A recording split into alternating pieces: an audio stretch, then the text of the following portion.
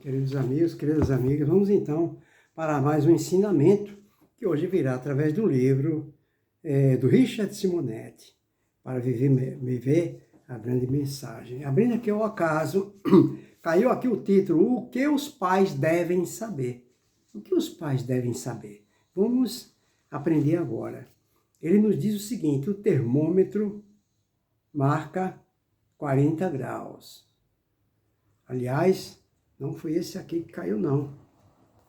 Não foi esse aqui. Caiu aqui no Coragem, caiu aqui Adversários e Nós. Já é outro livro. Eu peguei o livro errado. Aqui é o livro Coragem, do Chico Xavier, na página 59 do capítulo 17, Adversários e Nós.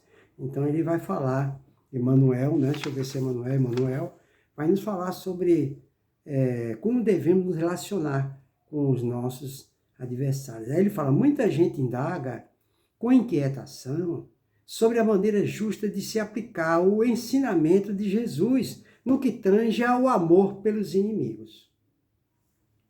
Aquele companheiro ter nos ferido, impondo-nos prejuízos graves.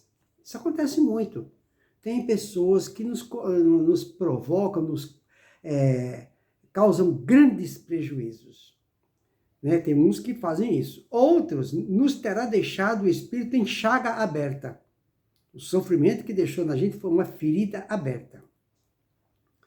Há golpes de ingratidão. Então, uma das piores coisas que existe é a ingratidão. A gente fazer tanto sacrifício por uma pessoa e no fim a pessoa ser completamente ingrata. Então, Emmanuel está falando aqui de vários relacionamentos, né? E decepções que a gente sofre, né? De que modo expressar-lhes amor segundo os princípios do Evangelho. Então, Emmanuel vai nos relatar aqui, vai nos orientar como é que nós devemos proceder, não é? Diante das pessoas que nos maltratam, que nos distratam, que nos ofendem, que são ingratas, que são falsas, enfim. Ele vai explicar para nós outros, baseado nos fundamentos e nas diretrizes do nosso Senhor Jesus Cristo, da boa nova que Jesus nos trouxe. Aí Emmanuel continua nos dizendo, urge, porém, observar que Jesus nos pede amor pelos adversários, mas não nos recomenda aceitar ou amar aquilo que eles fazem. Então Jesus está pedindo, sugerindo e propondo que a gente ame os seus inimigos, mas jamais amar suas atitudes, seu comportamento e sua postura. Isso não é? Nem devemos fazer apologia a nada. Aí ele fala, determinada pessoa agiu contra nós e claramente não lhe aplaudiremos as diretrizes.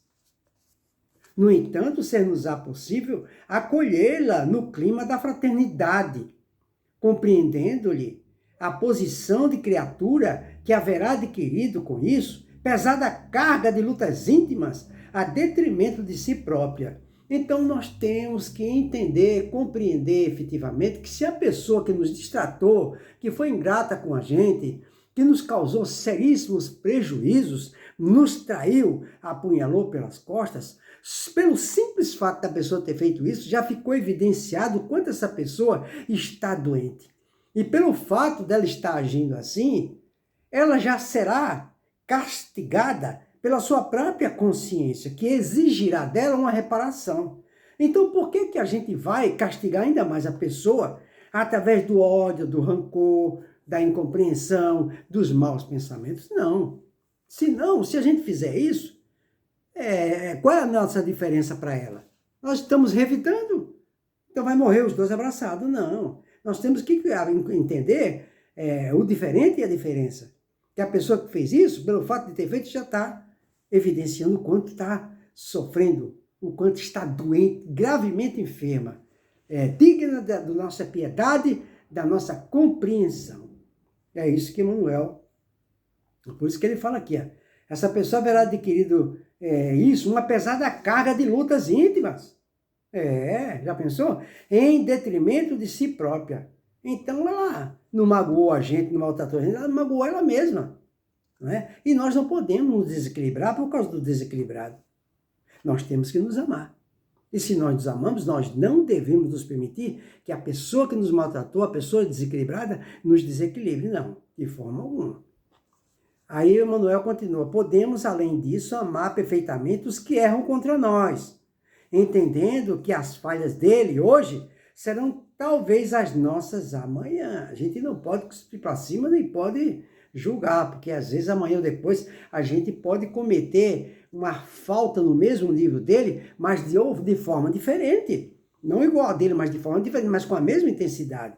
A gente não sabe. Porque na nossa vida tudo depende do nosso estado de espírito no momento em que nós somos testados.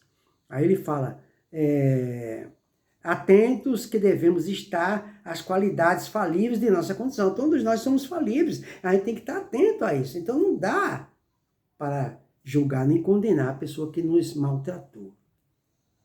Aí Emmanuel fala, por cima imaginemos o enfermo e a enfermidade. Vamos analisar o enfermo e a enfermidade. Deixaremos de amar os nossos doentes, porque estejam doentes?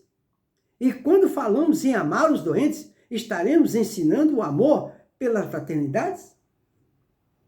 É uma pergunta que ele faz, vou repetir. Por cima, imaginemos o enfermo e a enfermidade. Vamos imaginar o enfermo e a enfermidade. Aí Emmanuel fala, deixaremos de amar os nossos doentes, porque estejam doentes?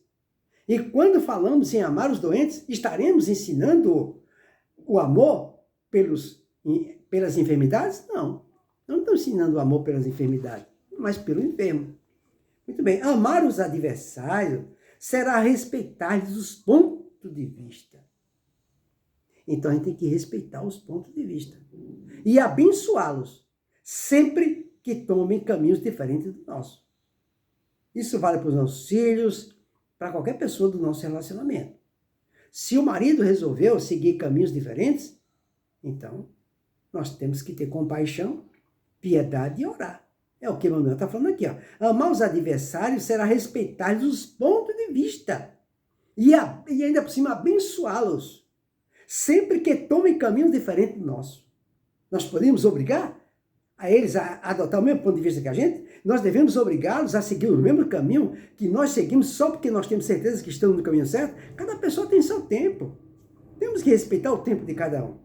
Aí ele continua aqui, toda vez que também conscientemente nas trevas, né, de espírito, recordemos o próprio Cristo e entreguemos-nos a Deus, rogando para eles paz e misericórdia, porque realmente não sabem o que fazem. É assim, pessoal, ficou aí esse ensinamento, né, que Emmanuel nos traz, né, no dia de hoje, para que todos nós possamos fazer uma introspecção, uma meditação, uma reflexão sobre isso. Porque é muito raro, não existe uma pessoa que não tenha um conflito de relacionamento. E Deus assim permite para que nós aprendamos, né, para que nós cresçamos, para que a gente progrida e para que a gente evolua. É através das dificuldades, ou seja, da superação das dificuldades. Aí é que está. Devemos entender efetivamente que cada conflito que Deus nos coloca, cada relacionamento difícil que Deus nos coloca, aquilo não aconteceu por acaso, o acaso não existe. Deus permitiu que assim fosse para que, através dessa etapa, eu possa trabalhar o meu eu. Eu possa entender, me utilizar da alteridade, entender o diferente e a diferença, utilizando-me da empatia, ajudando, servindo, tendo piedade, a pessoa que nos ofende. Ela está fazendo isso por ignorância. Estão doentes, enfermas. Não adianta querer brigar com um parente difícil, com um vizinho difícil, ou no trânsito. Não adianta. Jamais convenceremos a pessoa de que ela está equivocada. Nem Deus consegue fazer isso. Quem tem que mudar não é o outro, o de difícil relacionamento. Quem tem que mudar somos nós. O outro simplesmente está agindo, também não é por maldade, está agindo de forma, com essa postura anticristã, vamos dizer assim, de ignorância, por causa do estágio evolutivo atual em que ela se encontra. No dia que ela sair da ignorância, tudo muda. Então vamos aproveitar cada segundo de nossa existência para fazermos a nossa própria mudança. Nós é que temos que mudar a nós mesmos e não ao outro. entendendo que o outro está agindo assim por estar doente. Toda maldade que o outro está fazendo, devemos entender isso aí como um grito de socorro, um pedido de socorro. Quando a pessoa faz a maldade, é a forma que ela acha, que ela encontra de pedir socorro. Está chamando a atenção para que tenhamos compreensão, para que a gente faça, é melhor fazer, se a pessoa não tem ouvidos de ouvir, é melhor seguir a sugestão de Emmanuel. Ele fala, silêncio e oração, silêncio e oração, silêncio e oração.